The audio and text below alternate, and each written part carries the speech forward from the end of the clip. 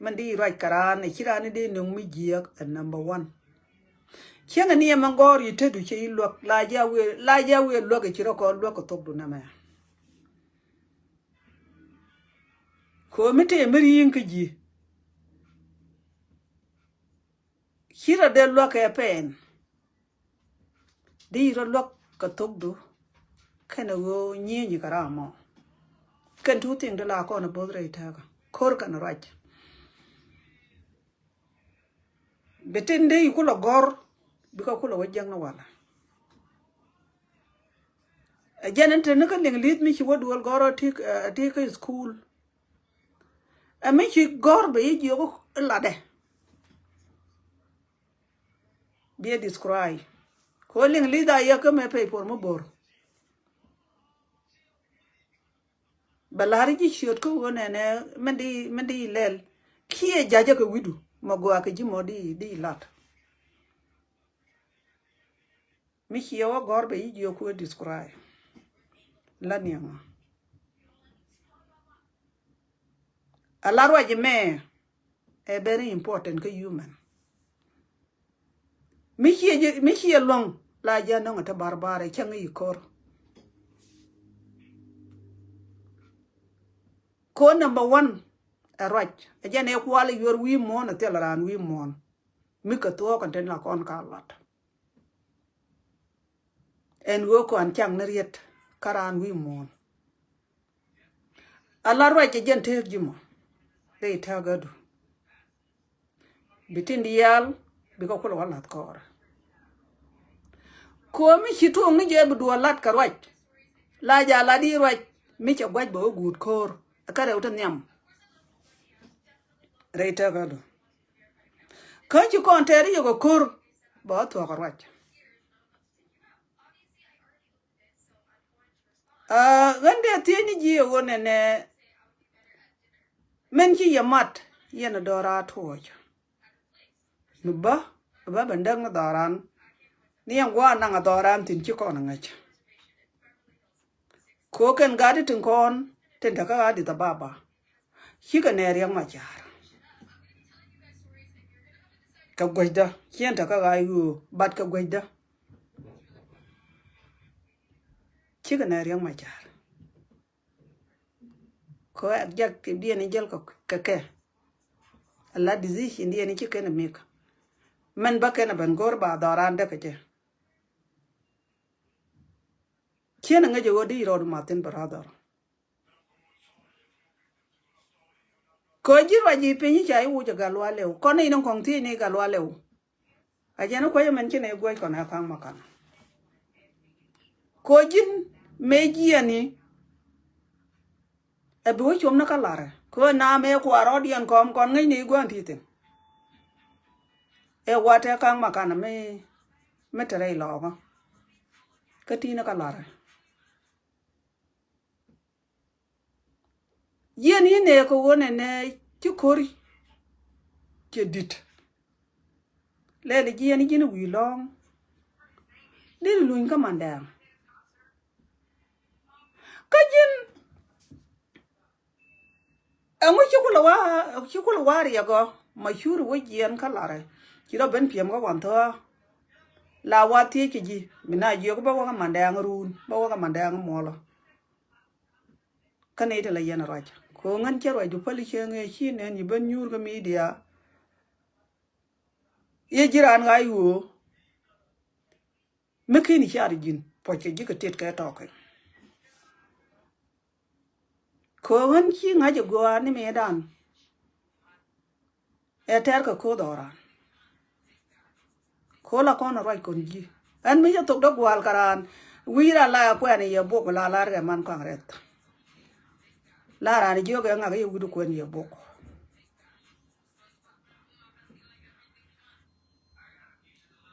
Anche ngai brother wo jinte di decision do la mi ko golla ngai ne kor alla tu te ngate la ja lo girare te godu men yam arwach merewda akor men yodien e put apal la wo kan ten ci lat bi ka pal men ala jin ala ku ni rodu jin ko rodu chu jel ko wira dien riet ka tiri malada ka me chuonga jodi na me goranu benurun ibe ka baloj loja ka ga loja ka raj ba chuong jodi kien ka lada ba ka wala dara dien ka rete ga da chadwal karan chata ka between two people ko la gwa ja gwandura ba joti dur a janga jan mari nyetom de la reti ga dure yang banai dak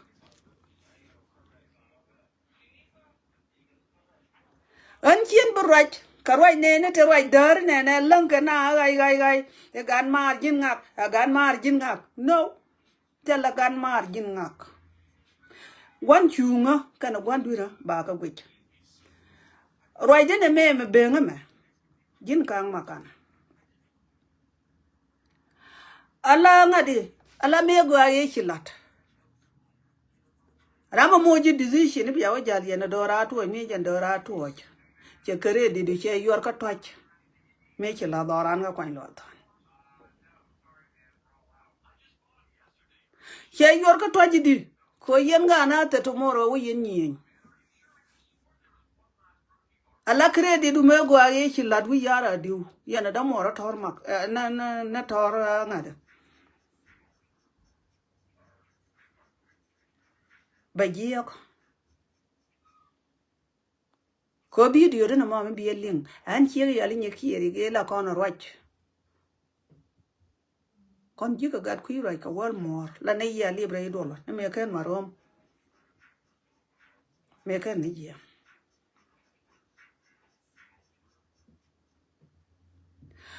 me ken ni kel ngajen wo win mon jiran mi chiro du ngar ngar ki jiek la ja gori ram go ani jen biye wono biye bandare to ka roke ka biye gorin kare de mon go anda nen ki joy ke je an wo biye moy me biye ngar ngar betel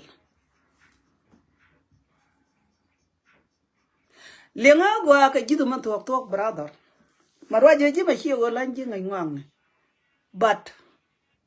meti ma dak doran de lari joj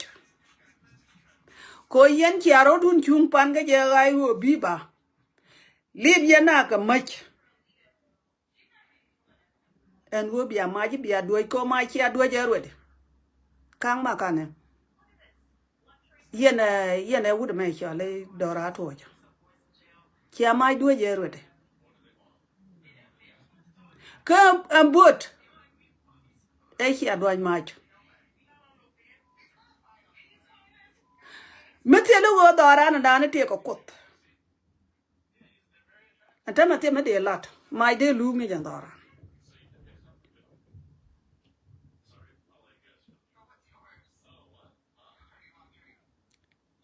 kon an bode do yena mach e bod mete na tin man mana gat ti do dien dong da chiek ye lang tin da chiek lo ga tin a chieng wana da na kon kopal ko mai be yena ban do ni ku je me taman kon di al man tu be li kon che nye le ta ko ta ka tin ko kon ne tin ja la ga do dong ma ken ko da ya la ko a chiek bar yena do ra to je re bod me dan I don't think ken e jen ga yo du na ki di ne che da lat kang makane men bi kre dudum mi very important mi chilare nuora ka chilare doran kanatar men bi banja chot ke jere twak adora toj kane wuri yol de mbum ka gade ko ton kong to ko ta la gade dora gade go aldol amu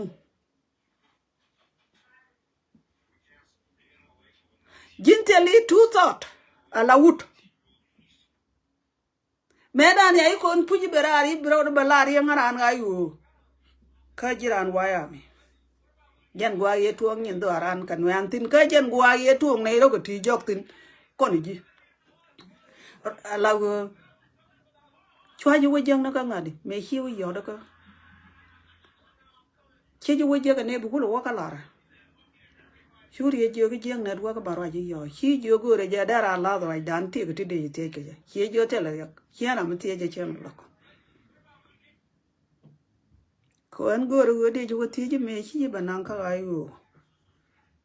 ka jiran wa ya mi jan ta ro de me ma cha de kum ka ni ji wo je cha ka ngai go re ja de ya la dan mu ku ji ni je Koni ti to kana da America tele jele de teni dara ni lo ka ga idea mo ko abirani jogi jina na me be jangar ngar an jalu me ro de da ne ji ne totoro te ga yo wit ne jen ki chot ka problem anta mariak dun yana dora to cha da bu nyok cha na ga riak chol dam e jogi japan ga riak dun liya cha da bu nyok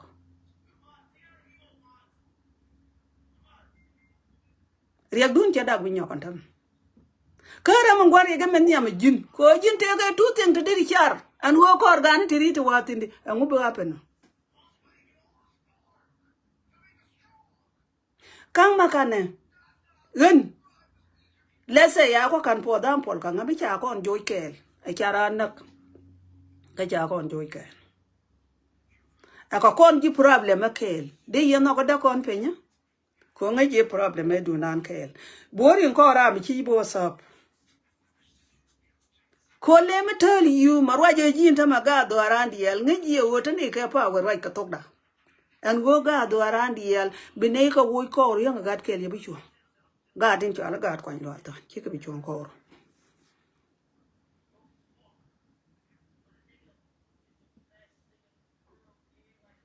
wude me cha la ga lo lewe e chi ari ak lat kel kana ter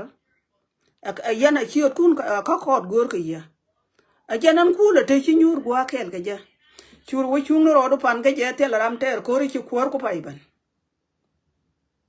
bani ga lo le chung na ka mandang wi ro do per ka mi chung ro do na ka gwa ti ti na kwa ke ke we ne chi wo chung tin yana dora to wo ga de ti ri ti jel ga du ni na wa ma ka ko yo ko hotel wi rin ko rien mi jen ma kula bana kan ka plan en go ba yu ka na ken bu jal kel ka ka chiema bar jina ta di aro di en ka ka to ba ji wo jwa gwa tie jwa jet wo per ko yi chum na ko bulu awot ka juba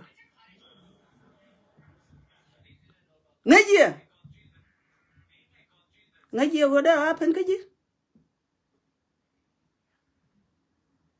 kang ma kana ngaji go da happen ka ji ko ngadi tiri ngaji man jel ka ka kan bo na tiri ta kuna la be belong ya galwa lew to kala ka ta ko ta ko na kin ka ji juba ko ka ji ta security jin de ji security di ka ngat kide ngana ga do arun te ku ko la ter ka kel ka kwa lo ta ni jel ka kel ga ji la wo ka la top ti do kan ki jaja na ma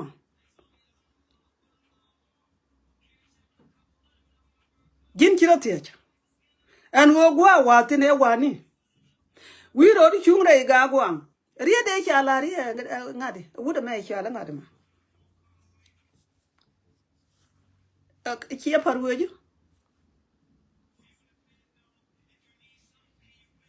wu de ya la dollar me chung ro de ki ya parwo ju an wo wi ro di chung po ni man tan tan kan e di ale ya mat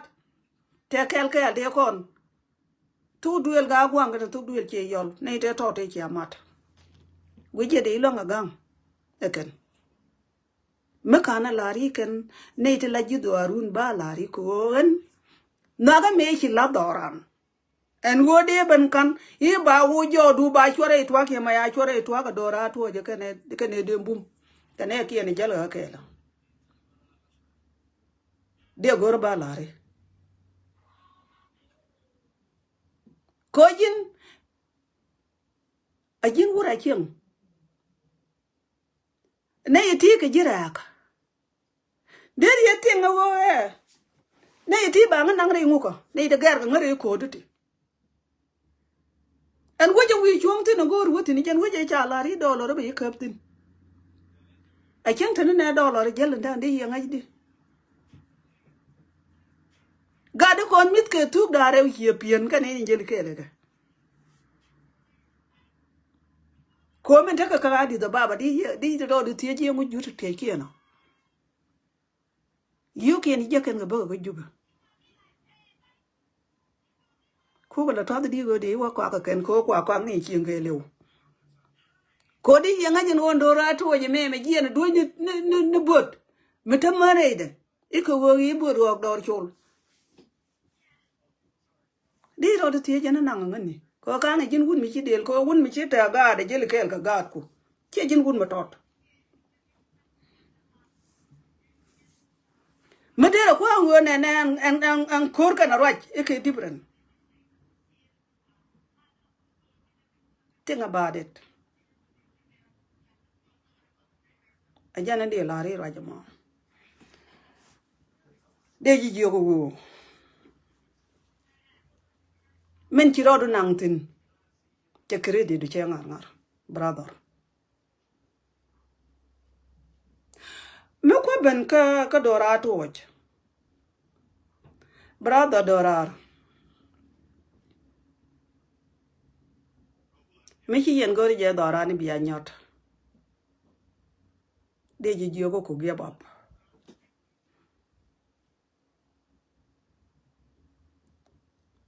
kana wo jin bo sha ngajin wo jin shiriya kariyak shidwal kariyak ko dum mi dwal riyak ni gwa ye je gi biya kwor ka gachi yol mi chi ji di ro du tie jin ko wa du di ro tie jagan ko la to ga di na wo wa da mar wo ba ko je di she nya le tan ko ajina na me men jio ji charo da balot ka janan an marwa je an nya gal dol a kon dol kubra kon ga dol ndit ka ga dol tiena me da ne chi tuok kenyam me cha ko la parwe ja kama ka bine nyo da enta me dan kam me cha to nak ga dul cha ki ko wa baran gor ken ko kwar ngo da ga kwarian cha ka yal kon ga dul ton ko ki ne la no e ul wi mon ke lew ora ni cha na ko ra la kwara re da la wi ko ra kwara ma e kwar kang makana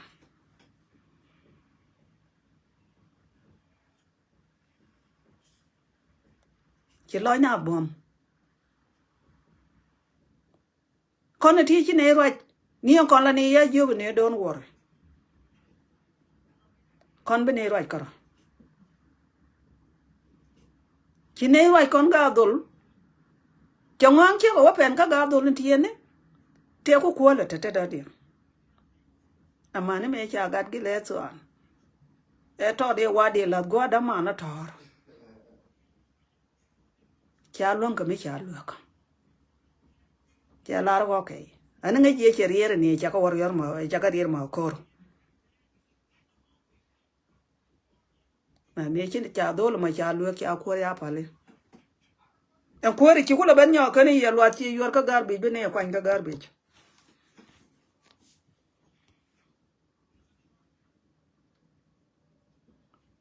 chỉ gadol chỉ nhur cha đó là mọi cha còn bên chỉ caro điền còn bên caro điền ngang gadol cha qua đi apa le mấy charo đã bên nhóc last month kia 2 months ago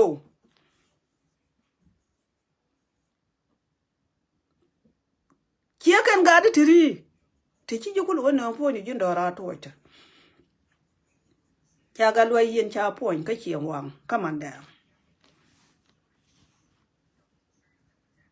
có yên giờ yên nó ra kia gạt qua đó cool cái này chứ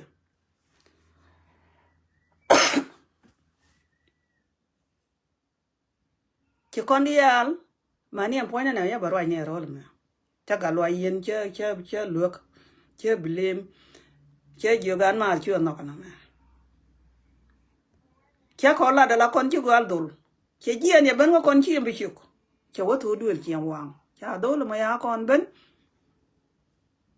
đó là anh bị quơ rồi giặc cái chuyện quát anh gal loài yên mua na tiệc rồi na ter be quơ rồi mà gua be giặc chơi vợ giặc cái này đi nó quay quan ko godera wo jal ka kwor mi jal kana le ajoda e wona ro alten ke kwor ke pal kana je chi ngwara ngoro na kwor ma gwa ke barwa ni ga media wudun tok kana je go kien kwor ma chen gor mata kwora ka ra aga lo le ta kwora ki koro dan nyong ni pal pin ala we chi riek tok Hikuwa benjin dora tuoch. Ko cha ku ngajin wone ne yen kab yen jane ya kwa lwal tan. Koni din chala gadol.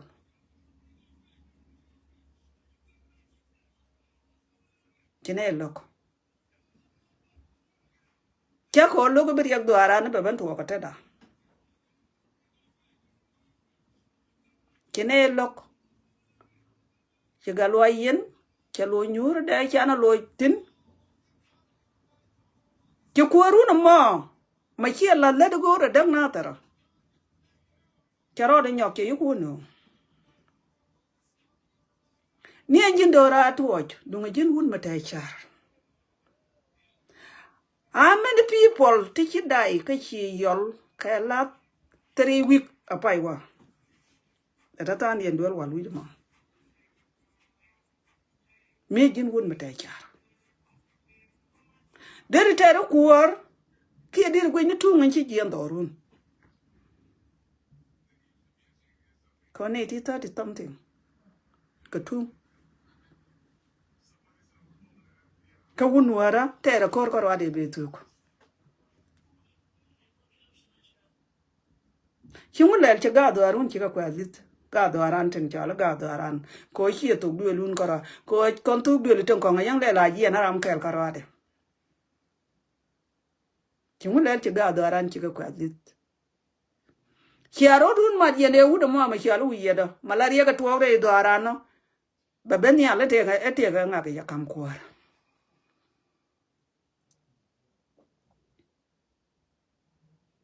chi ga do aran chi ka kwadit chi wo gwe no ne ne deri ya kwar metel ma kwany gatin dum ma kwaje te do ra to jo mo be lon kan le do arano makala da galwale men be bene hien doran anang du ko kon ka kiro kia angu be ben chako ka dor mi chedak na ma ye ko tien me de te ke mala niu and be balare doran and der yo goro be doran nak e chi mai de yoda taw e go kana gam gori je bi alar men be ben chien re dor ka dor mi chedak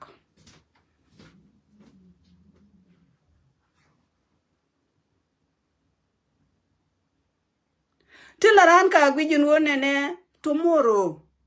na me babana la problem kanga gwej bitin ki lare ta godu ran kiga me kweji kin ngach ko ni point na ter ngaje na point re ga jwala na ter kana wuji jwala deg la leng ni je te ga ti jwala chi yo kana wo mi che ben chen kel garan chi yo re do are ta ni tin I don't know you but chi ngaje ta chi ngai ka lut ku ko ran ngai ke ja ka lut ngo kana lut njek men yam chi ngai da ne ya gat kon moy bo de da ka na tar cha yo ja ki na ben wi na ka mi de wa chi yo cha la cha to ka wo ta lu ku na te yin tin ka adi ta baba cha na biet ko kor 2 year ago here 1 year ago ki duel ko din ta ga gambele here dak men ki ala temple healing ka je ani hi ngach akwaje point ko je in person anta ma hiro du nyoga gien bi galwa lew madamor bi jaman wo wi ko am ka cheng mi char mi kyanga ni chuol re doran ke dungan kon de pa ji ani hi ngach ke je kwaje point tilaran ka gwe re doar adun mi jin wun ngai ngak ke nge di ro pal pin chang ya ko be bari re gori de yaro di ro pal de dia goro ro bilia me be wito lo kon warar aba gat kon ba ka lo loin le wal na wuro gor ka titwet ka ke to ton ka teni na a mi jira mate pa werbo ko mo gori yan kwar de ri cho gor bo ko lo na ga de ti be kon ka twit yo chi ka bara dol wal ni ko le ben yal ka kwar dorar nga wajal ko rumo ka gat kon te pa wo pin kwa me anga de jal ko rumo tilaran ka ra nyu dorien ka ke en wone ne tele ma balia chalar win mon keng ma ling li do wone ne e jeng na dak e ka lia tele ma balia wi mon lia ja number 1 en jiek reite ko mata kontan mi kirana da bai abiye ben gor be ben tara kware brada na mo che credit du che ngar ngar e dora de ji jiego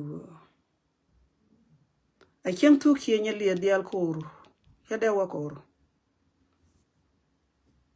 a tomorrow mi jindora to go ben la lad mulat ka kwai lo ta ne chen na mo ko je point mo ka let ku tiri te chen lingi jidete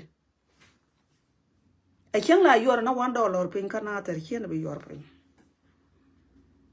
baloi la de ya ga dara na dong na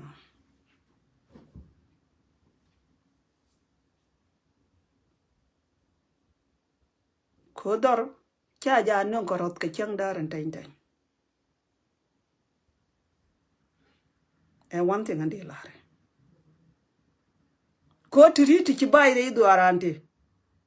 baji lo garare dien miara ma ngai ngwaka miara ma ko ngwaka baji lo ka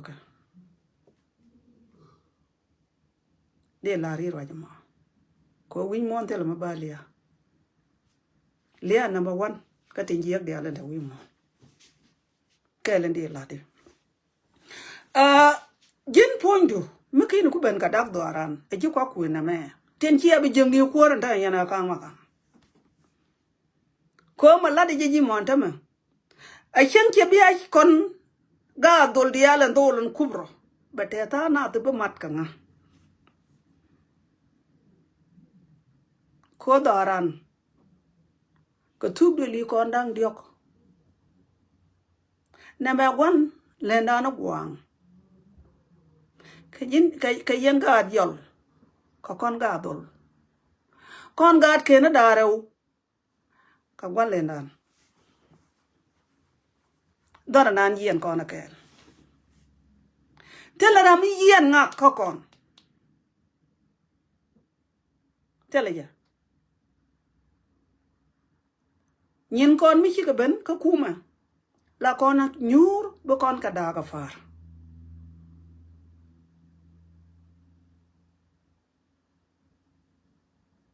lenga go arwa je me ba kun jimo a nyuri chare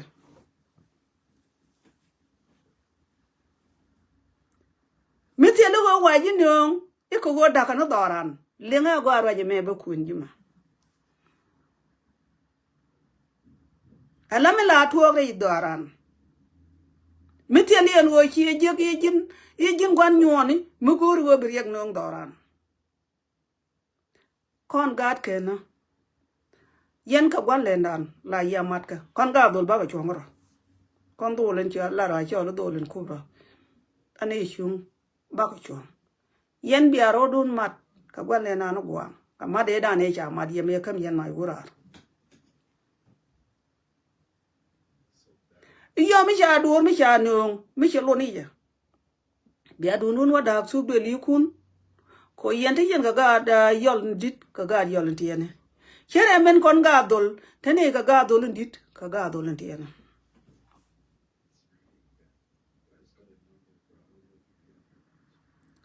ala wo me chelo ne nei ba ka ben yur ba lo ne bi chok ke ba lo na ga dol tiene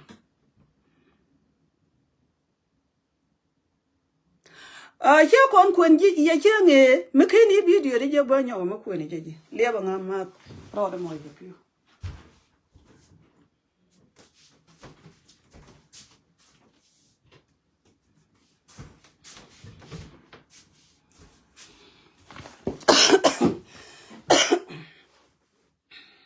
ya ta ke to pa la nga ka i che ji da la ka ja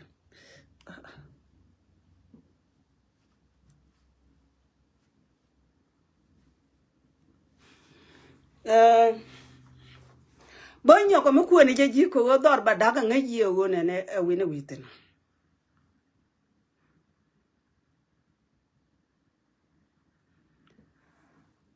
ala wo medan me chi wude chi ala gar kot me chi ruich yen gar kot cha kam ye yen gar jal chi yen wude ruich ma chi ajien tino cha ben kam gwa ajen kula te jen wude me marir go jele ye kala ndol kuntian ajen nan kang ma kana rara mo we choni yero ma ngar credit kang ma kana rara ko tele mi chalat kana ter me jena dene wo ma jwe mo pi bor ko ram te credit mi jiek lara ma gwa la mo idea mi jiek ko nyen kon lien kon ka ma kon ba tane ga dol chien ko ma tin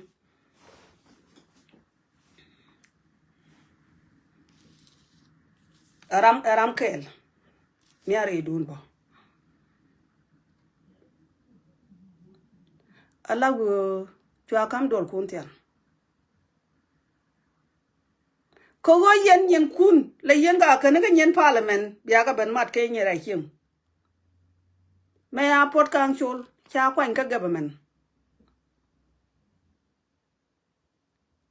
ajen kulo loy ka ga lwa le ko ramo cha we kon ga dol chana chieri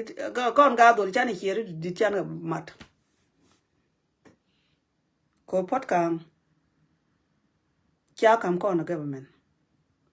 kon ga dol ya kon ga dol dial kine chuanga ma ga dol ntiyena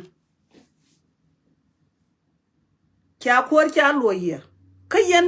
ka gwang nyog yen kel ala wo doran chi arwai ka diok kon nyura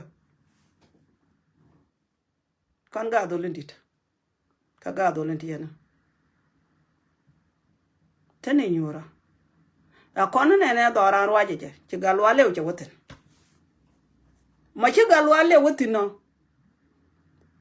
ci kora ma ci tuok kora ne bata ka 1 year ka mo la man tawt ki mo la ka kor ni ne ka ko jo ko me be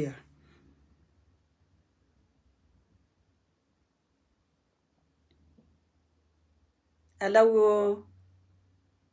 kia ko roach ko diok ko an guang mat ka jeya ko te yen ka mai che ngade chi jira ji mi chi ko wo kwanyo ne cha kwang chu no nge ku dora le bandak cha wo cha do lo lat dollar kan ga lo lew ke karaman terejo me kula pa jien ya la gar wo jiak ka gat kun tel mi chene la ko ne ne mi che bene la chandun tel ri agro yen dora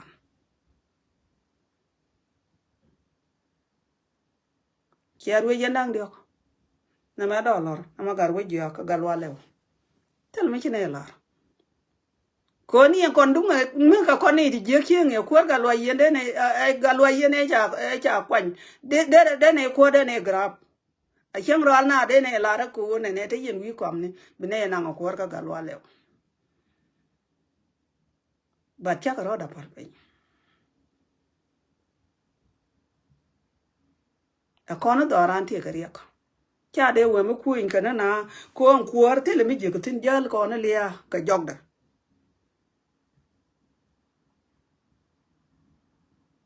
Kine ye pal kuor. Antama kiku beno woji galwa lew. Medan galwa lew kor kana tar tuogye. Jen ngaje ne ko tugde. Men go ne woda galwa lew dara te kuora koni tite jala ga dulti kiyo koni te terul tiri. Akona galwa lew riek ya tuo ka tede. Ki gadien ka tede, ki weda ka tede, a tuk tede. Kianga ji wete mal. Bana nyur. Mu wete ra menunke. Bala balo ne kon ga dul. Cha ko palpin. Kia mind ka roda te wida kondial. Ajene kula te kwar widan dial tin kiro dien jej ama kwar ki yol ta tin ko kware cham.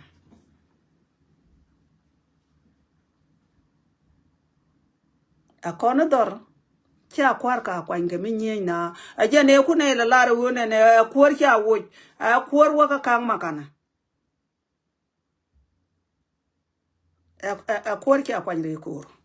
Kwar la kwangere kwar dor me tia kwar wen. Meta kwar re kwar nta kantin. Awo. Onta makwaro ajelinga. Jin kang makana. Yene wuda me. Ma chala dora tojo. Dora ma wije luanga lani abiga lwale obi wojo. Kwara mo jel gi mo we kwara bi lo joko. Me baban kam ne yaga lo yen ki kam ne yaga dolin ti yen go ne kwara. Ko ga lwale mi je ne kwara ki ane bi nyoruch. Lenga je gwa amani ki mana dana ga gwa. En kulud jin poni jin kang makana. Kwara jel gi kwara kon ga dol go ne batu. Kienta mi kairar. Bia ben wo jal ka pondun. Yana dora tu ko ga gwang jel ka kel ko. Ka chien yol jel ka kel ka nei. Ne ku na kel ye kai ko run ko we la te ji problem ne la jel kel la problem wa ta pot bia wa jal kel ka tong mi. Bia kuor ko bia ku mun. Tin jel ga ya. Otherwise, liaba galwa le alone. A galwa le urwa yweje mo kamal. Baka den dong nyogo kuin. Dora tuoj. Galwa le wadamor. Kay chien yol. Kia ke tiek do arun ala lianga. Kola ne rai ke jen kwar galwak. Ata makuja wa woi kwara. Ebe nyutar ya do ngala safety demo. Man donga di nyaga teke ja. Jin dora tuoj ni yene kang makana tin kiring. Kong kang ba chitek do kuotup ko gorga kel kan galwak. De tingi ye. And which miti la gan me very important me la gwe kere we mi china let ka duor me de gang. A mi che duor che lat. Ichina de dier ga tegde aba tegde ba yaka garbage. Raja mo ku ne jindor tie je ni jindor ato ka tie je ga tie yol. Ko ga lo lew. Tuo ga la ga tie yol. Chuo ku le ben gien Chua kula ben doran kon gad kena. Chua kula jien ka gad kena. Chua ku doran kon eti chala gad kir. Che jien ka gad kir, che waka nuari. Che jien ka nuari, che waka totoda. Iyo mi che jien wi mon, a chia tek da ku yor ka garbage.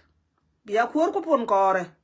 Bagalwa ku nyu targiat agalwa wa pi up targiat chi ngwar yang am darande yen lorwa jigwa yen ka daro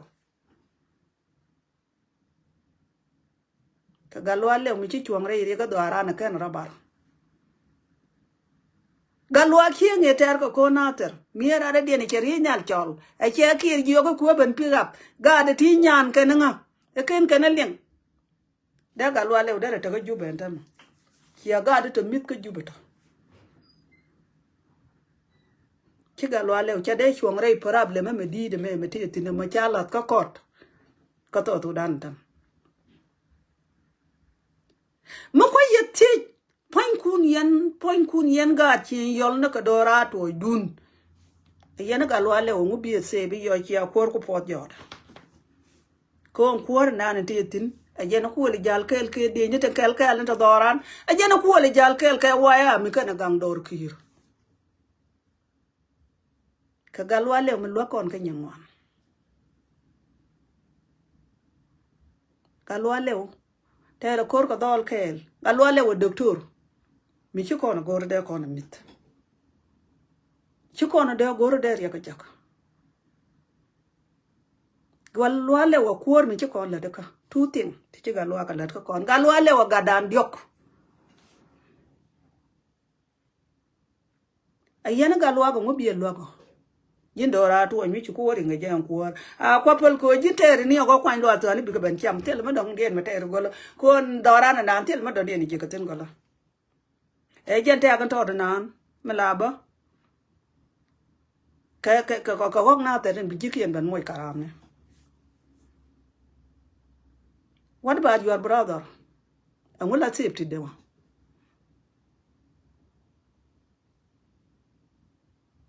Monday jagam. Korea ga yomi cha tuok. Neitela bay duora jak a man gada, a one gada, a daman gada, a gad gwaleneke, a community de. Kyang be you waiting on what to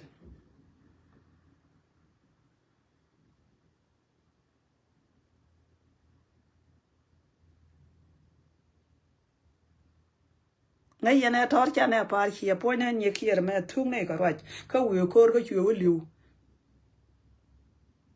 ni ngala ka je wi de a bani jaw de me la rach ne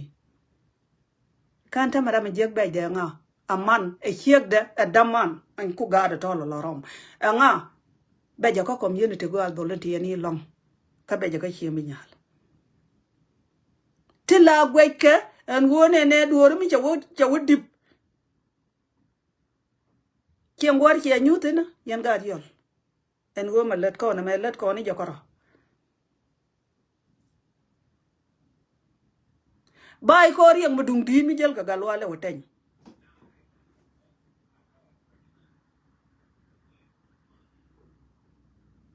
amu ki aje go ba galwa sap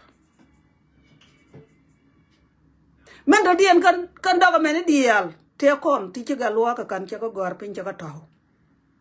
ten ma gor ka kare dolo rey lok baka jak bi ka ben jak mi chem do ko nu lugurun ka maje cha bulna ka te dia te ci to ka ga galwa le bi ka ci dora to kien gwar kwor de kwa gwa ne kak de kina wudip en go lai kwor min nu kien la jaj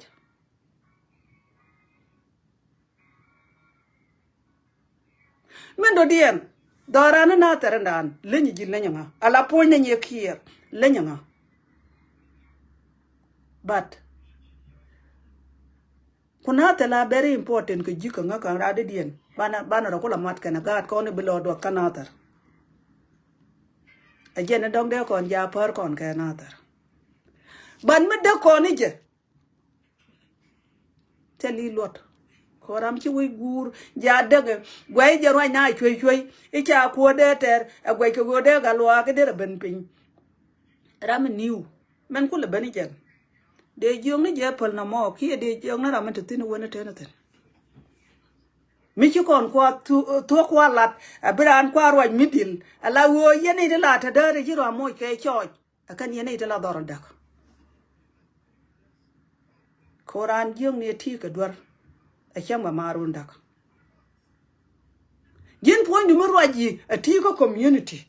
a chiara mi di mi chegwa che bantin ngani e chianga chinga na ko community te di chi barar gwa me be barwaj hey a kwar and then man you don't know you don't think me nyi na kana tere ne la kondi ala yot kana tere ko ta family no kon tin chana nien pel nyen kondi al chi ko wa la kon nien ka lai ni ma na ma bo wa da ba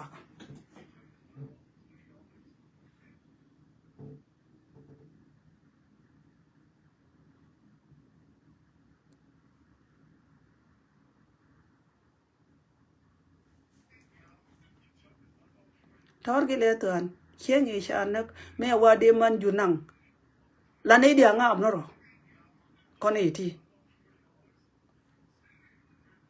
kongu ame long ne ye wo gan ma da fa kana tar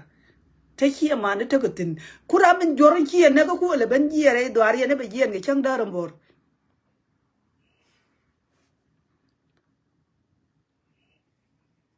chu man jur chu to na ko bu du ngok e do ari ka de palwo de ko na ngani tam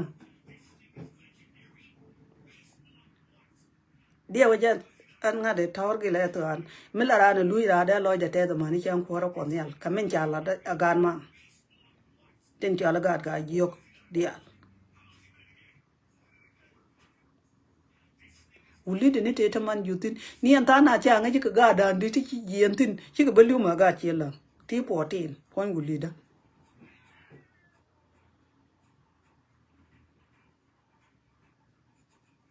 ke wo cha go ru man jur ji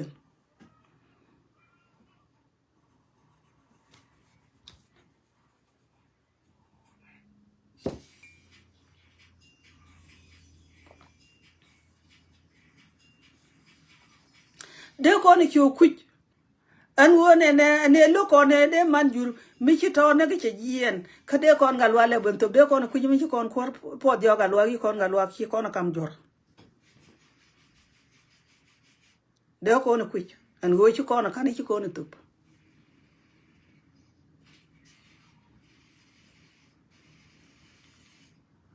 mi cha duon mi jiek malat ka chang daran ten ten yo chi ku du jiek ban wa ya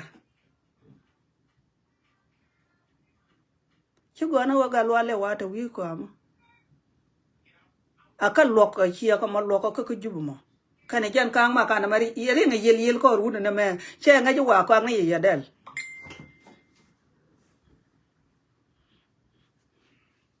banyera me ku ko la te problem kel banyi jepin ko nga lo ale mi che kang ma kana wo chi ne de nok ka chi ne de ku ko nga lo la ne ro che ma ni mandan chota am go fa belat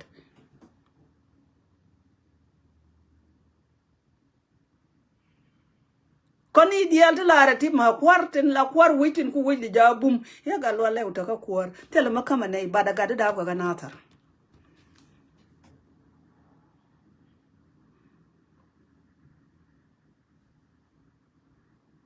kona go dor mala ko ka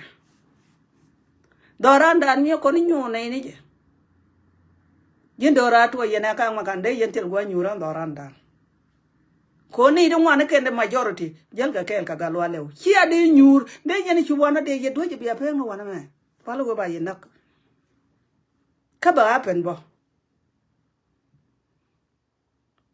ko dor chi me de ngar ngar ga lo le tel makama ne lade ne dor ko go chi ma lade ku hidama kalo lew buoto kon la kam ga gad kon aram la ret korol da ja chol e jena ma ga chi lang ko jena doctor te ko ne kin ka ret korol ne mi ken ne wo kwara di ka lo long da ni jin dora to te ta na de la gwe mo wunu diri ya do ma mai kwai lo to an ba ga ba kwai ka mi dia ga lo lew da jien ko ga lo lew charan ku ma ga lo lew ja ga ni ja wi te ram da mai de pe karwa de ba daw da ban yot ko na ter me la bu ko je a jere ra ka kwai lo to an kana man da po ne cha bu te ga a tin te ni pai ke pa re ti che ling chen e duer ke ja dore ka man da kan do ra to nyu ku ni ti ka la ga da ta inta kan kwa de ni ya ga gwe chu yana bala dia ga lo le ran te ram de mai je pe ka ro de bran ku lo ji yo ne ko wo yo ngu je ga tino me lien kon nga de video ni te kon te lat ke ne te to ke yo de ka kam nga de ka kam an $2,000 US ka nga ni ka ken ga ku ni to je je do ra to tin me ki ko ga ku ko ki ga du nga ga du na me cha ko yom ge la aga lo le ki ken ga di to ro to ko nga o dem bum ling na man gad gua len he dot chen ka chi ga la yen be nyen do ara wo gwir are ma no ko yo kwa la wo gwir ka ba ko la gak kalat ka jen ka tok de he dot gua ko won tar ka me go ni yi da ko ru bi yi da batar ku la be ban tum bidor ku la ban nya ka yon ma chi do da go ko wut go ani wo ti ke cho je lijin che me cho kan nga de je ben je me che je ka be chieng da la point de chua ben la point de kan cho ran le telera ma ba gwan kore ne kene tel pa e kwanje the same thing me to gar ko che ngo ko kwara ngadi chang da a point gar gut ko wade dora to churi ye dak churi gwan koru cheri che gel ga lom pa jek ku yendo la bandak yene je katin ko ndi al ko jila number 1 churi tin ko ndi al ko lo yi koru amana ngade gari yali chan nyang ba gor mi gan nyang mi yang hi gan nga ba gor ba wa keje ko tin dia la to ka na ter gwa me ko nei di chali chin ko ne nan ka ko nong nei no kur juri ko go de nei ro da loi ro be nei chin ban dak chin nei no ko la nyi nei ko jur nei de la nyi ga nei ka jab ne ka na bar kine de no ga de kwan lo tan ye ba gat chin ku che jin chan nyang a lenga mo me jin chan nyang mi yong ba di chin ku bo ko goro ba ka jak bi kon gor abata ru nga jo jin gan nga mi wi wa ga nyang mi yong ba ko lu no doran kon chi man nye golli tin chi ali chi bi kwan lo tan ma da ka je aga chi yol kan ga gwang chi no gor te ga chin ku ma beta da laten ko chi bi chok dial ki ga do dial ya te dien woitin akan kwar kin ga te chinen ibu wajal ka pin kor wud na me chale ngade ma ku yendo ra to ku yena la tuch ki dol kun tian yaro da gwanatin ko dol kun tian no bo ba chire chol ke medan mi ye me yo kon lat ka wandi e jelo kor kong mi yang yene wudi chalo wak dor chulo thank you we che jien kor gani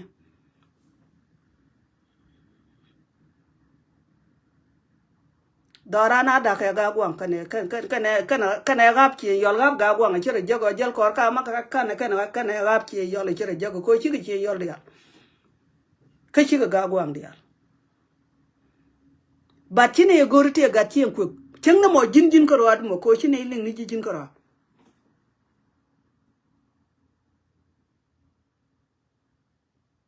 ko ne di chali chi man yo go le tele ko tu ko po bo chi ko ne di chen mede de tok ben chot ka kwa no to ni jin de ko po bor bi na ter bandak ke de go gat gwar ana an ye kier ye de nyo gol bi ni an kial ka ko ni chi man nyo gol le yen ju gal mi yang ko kon chi nyo gol mi cha ga gat gal mi yang ka mi chi jin gat gal mi yang a jin gat to duel chien luom ke chien bi ni to kon be ji pan I will find you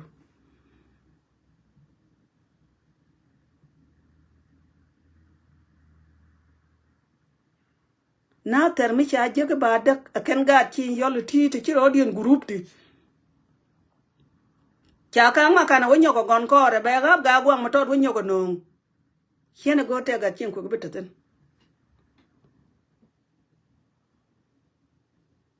amen da pek bo bijal ka rodu jin bijal ka rodu kor de bum tel ga chin ko bo ko ro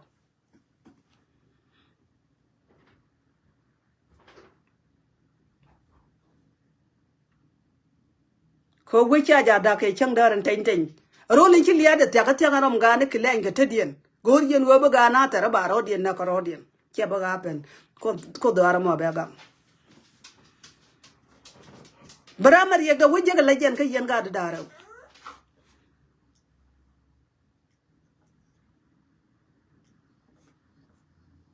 an che to ka ya chiawan alar ye da cha lar chingi en go chang ta pin ka afrika de chonga ga lwa le kel ka ngode chonga ga lwa le kel ma wala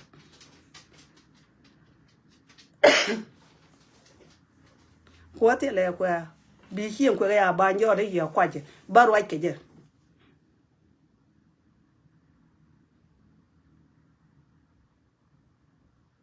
ba man lwanga ka lat dor chienya le da nan ba lat ki ro ne ne ten chala ga je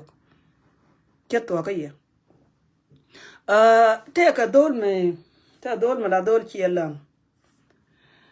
gada cho kon dor ko che do je ka bo ka chi do je ka bat chen che ku mi jin ko ante ne do ngani yo gor ke video mi shiro ke je dong video da na mo mi chi lenga cha lat ka ku do ra to ko ka kan ye ne den mat ka do ra to a ji lara na me ton tot a jin dol chi en don ke jin dol chi en tior bi kuin ma ta da me kon gad ga jiok are kon chi ka pai to dora na mo la daga na ka jalap mi ja tuo khien lang che wan ka ju ben ban pin mi ja tuo khien wan ka che lang ban ban alar ye dana ke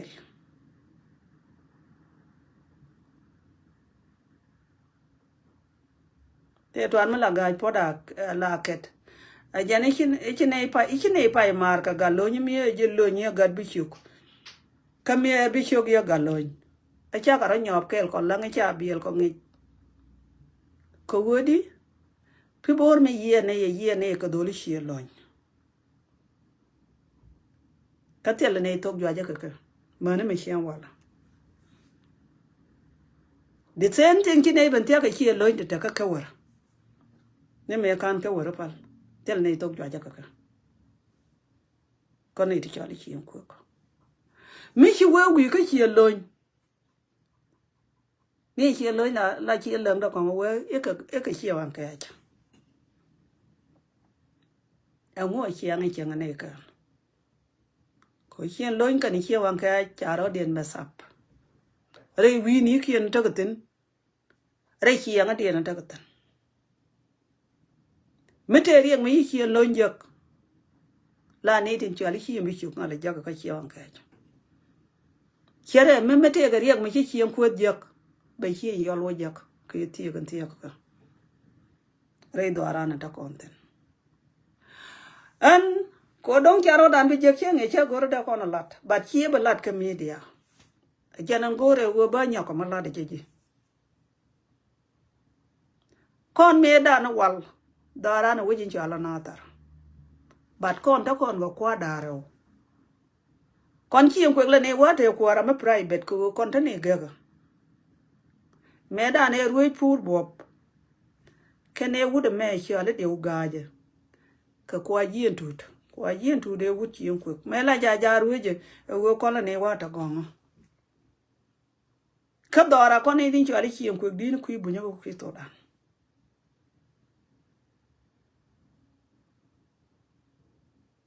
ajene la kwa yin jaru ajene ja kwa yin jaru kel ke ne pur ko be tol boko lo tol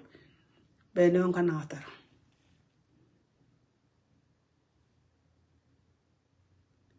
kon doran chieng kono another wol kono kuore kada kono dungda mi bareda chieng e pane me cha jigun wone ne na tere ba wuji chwal mai wudu ba kamrar cha chi yol kana ga gwang cha ka mat ga ya ko de kam mai wurar koni din chwal ga dol ke yen chi lang cha na dot ka kwain lo ta ya la dora ni chan dot an ma be ku ro ni ti kin ci barare ro ji ke dina barwa ki wajian ka ro ni kun yene dina barwa ki ben ka ro ni ti ro de lot ko de ka barar kam da ya an marwa je jime an ni nyal chiela gwa dong e wut chiela ma dong e wut chiela ma re ni chiela tane ni chiela chielo in kan chiem bo ma re ni chiemon pane wut chiemon ma dong ni chielo in ka ji gwa lu nya ka ambulla pia dare dun ma ya chiega miti ga marom ye kam chewan ka ke ni chiela chen da na ko jin chi kat kwan mi chi de metele me de jinang ten tayen ka chuo ko wodi men chi na bale ye yene ni tane da wuch tin kan tarek chi yenda wuch chi yenda kuma kana da community ya chi aka ngacha ajene ko la teriye te wi la chen murwa ji jin chi me rwa ji dina barwa ji wudar rwa ni ko da ka loj de yen ka gwal ala kam do ni chak jin chi ka kwan ajibala ne me teriye di chilara no ne lo ka ke ngudo ko ga chi la nga chi wan ka cha you wrong kai ngut cha kwan chieng ula ka chieng ka cha kwan ka ula mi chine de luong ka lok mi berar ka ku me ga men chine de luong ka lok yang la ne luong ne chine de lok ko wodi kai ngut chi ko ulang chi ko na tar for your information ba ku ni ka tong nat kai ngut akwara panal ke lew tat ka jang ka ne ti chale jaini ka kon gat ki dia ko jin ki lar chi nge wona ne tet tu ting ti ala yen lo yen kai ngut ko lo yen wona ne man lo yen wo ba ga lo le wo ja kai ngut yo go gat chi ala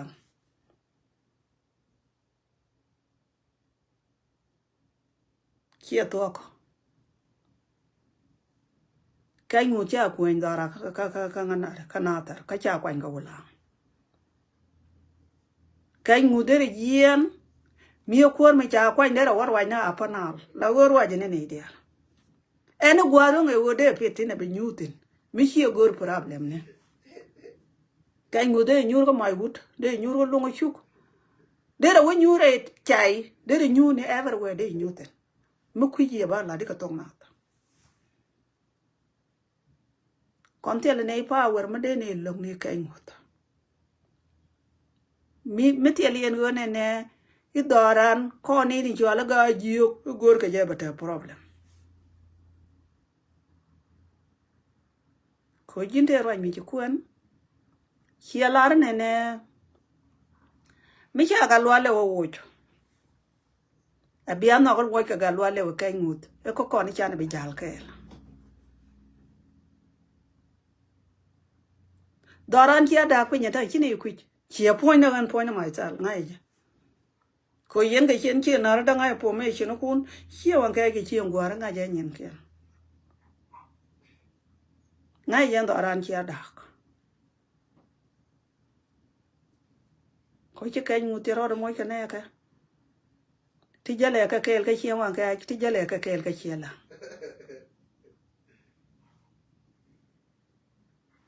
chiaro dun dang ma de ni wich ndema thế cái điều như kia lần đi chơi cái giá liền cái điều như kia cái chơi cái giá liền ai giờ nó cũng là riêng cái ai đủ nên đi hiện tại có anh chị ở này baden ba lari ka tong nat galwa lew kia kuar kia la medir barwaitin ko doran cha da ulang e kanti nater e kanti yu yen ga kanti dun kia me kia de ta yen kia la nga biar ya ga galwa ga biya wuyi ko re dan ken yen to da len kutin kon kia wa ka me cha lat karwa de ka yoro ko go dor bo yoro ku me pin cha galwa le jo go gora ma cha u de me wo jo wa kara ni jek tino kan kia la nga gora me boek ala chier fotan churan ku lo gor ko ja kan je kuma che ji na we ro ji ko go chia la nga kan chia wan ka le nga go ka jitu munga gada jinte li rai an go di ne ban pot kon ni chi ali chia wan ka mi chia galwa le ja wo ke nyu tu chana bi jal ke jin ke ni ali nga go te di ya ke de mun den wan ke kan la nga pa la ko le wa il go ali te le mal len da nung chane jal goli min wal mi chine ko rut ka chi man do no dan la ja la ga ka man ta ma le ne wurtin ti da ka wi da man ta ma ra ja ta nyur arwa je la da ta ra chi nge ne mi chi ga lo le ja wo ke ban da pin len dan chine yen ga chi lang ka chi lang yen ka chi wan ka yen ko ne la wo chan ra char ne go yene go ne ya me che chuo le chu ke ye che nge ka na ter anga che ben ge yam ke yen che la nga te ju wi che wan ka ke che wan ka ju wi che la men de yen nyur yen wunu tin ter ko ro bra na ko na jajo go ri de me be ra to de di ko jin gun mi chi go ko ri ma do chi jin gat ko chi ri ki nen ka wang do kia wang kai ka te chue kia la ka te chue kia wang kai mi kira mu gut de ngala bera to de kon da men ba ban nang abi ben inter ka kuor mala kuor marwa ni kia wang kai kele rwa ni kon di ala bi ko la ne ne e ga lo ale wo kuoran kon di al a kon kia len kine gor mi chia wu yen che wang ga ji ne bi jal kel ke yen te yen ka ko ru ni chalu me wu yen na ria ga ke je ke ne ra tin ria ga je ma yang kol e ke jo ka ngen gun nyang ka is really my uncle ka ja ni an che de wori tin che ne mo cha ri wu jo ko ngai yen ma wu yen ka ja me chi aman pin nong chia kia gwari ria ga ba ka na la te dum che bi ni bi de che gian che do da kwany ta nyan to cha ra ka yuet ke yen chi lo do wu ro je ria ga bi ko lo del go ni yen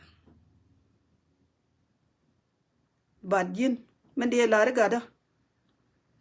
problem ni cha ka mat ka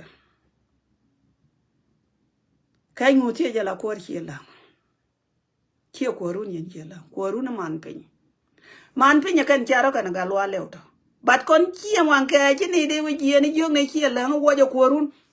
mi chia wo ji cha na bi jal ke chia ra ji ko ni strong ko video du ja angel ka media point cha chi ra lan mai sar ya na kwai le do ji ka ya la yo do ka ma do chi yo ma te na ni che chi ya ngai ni o jin ko go re ja da kon la bat bo ku la du wa me ba li ngaran chi le mo do dien me te ke rien me dara la kon mo ni ro dan ke pes rana la nga ju gwa me ja la gwa da mo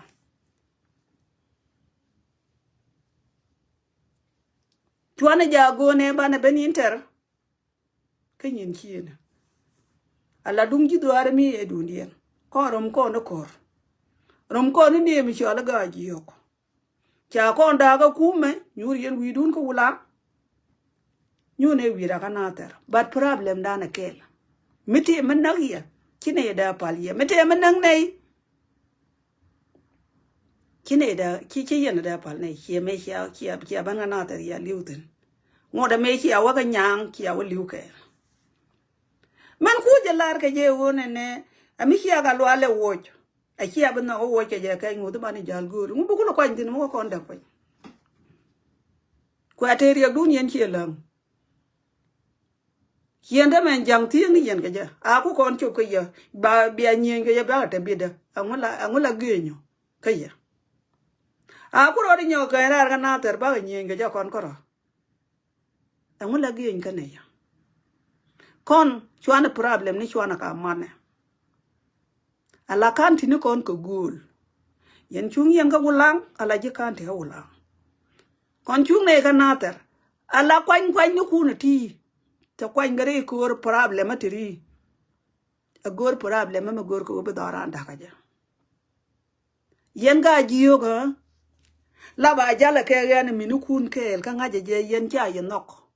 gor ka je de dara nda de ko ma de ko ni ko rodan na mo la je wi dun tiri ci ga de ka gan ko re de mbum ka jen ka ngut ka nga ka wada bare ika kuorien me chala wi yen me a to gwa ya nga jo tuare ja ba doran be no problem roje ma de ku ni go da dol me lingia agwa linga agwa ajin ga ki na rada ajin ga ki ngwa na gan ka ku ta ga ke yeti wunu ti ki ga ya ba re ko ma dun ta ga tin de ko ko ga ya ke wunu ti dit tien ki la ma da ka ni ga nyamwan kele la wo ito mudi gad ka ki la ta ke wunu ti dit